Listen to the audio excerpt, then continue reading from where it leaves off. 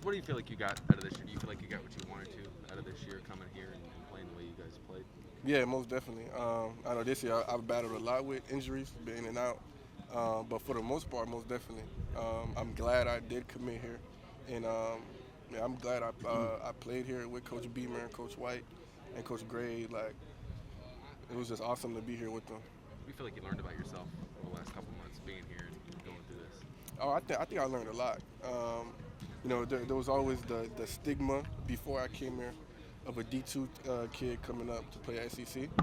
But I think for the most part, I shut that narrative down, and I just did what I could do here. You played for three different coaches in college. You played for a tremendous high school coach. What are some of the things that you took away from Shane Beamer? Not to necessarily say the other guys weren't good coaches, because obviously I know Dibbs was a fantastic coach and Chesney as well. Yeah, I love Coach Dibb, Coach Chesney, Coach McKenzie. They were all great coaches, and Coach Beamer, he's one of the best coaches I've ever had. Just everything about him, his energy he brings into the meetings every day, the energy he brings to the practice field every day, the competition that he instills in us every day. He's definitely one of the best coaches in the country, and I'm glad I'm getting to play for him. What have you seen from Sam Howell, I guess, in the film that you've been able to watch from North Carolina, their offense, and just him in particular? Yeah, I think Sam Howell's a very good player. He's big, he got an arm, he's dangerous with his feet. He's hard to bring down. As long as we could contain them and keep tight coverage windows, I think we'll do a good job. How about the receivers? What have you seen from those guys? They're definitely pretty good. They got a good slot, number 11, that I'm be going against. The other receivers, number 3 and number 83, they're pretty good too. They can make some plays when the ball's in the air. I know it's only one. Oops, you go, Hale.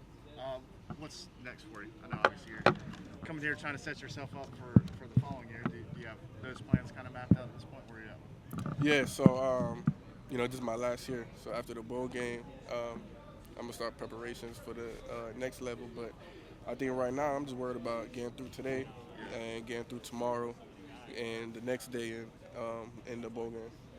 Not only being able to have one season, kind of like what Cole did at LSU. I'm sure you'd love to be able to come back and be able to see where this thing goes, but knowing that you're part of that foundation, how special is that? And knowing you guys have an opportunity to finish the season over 500 as well.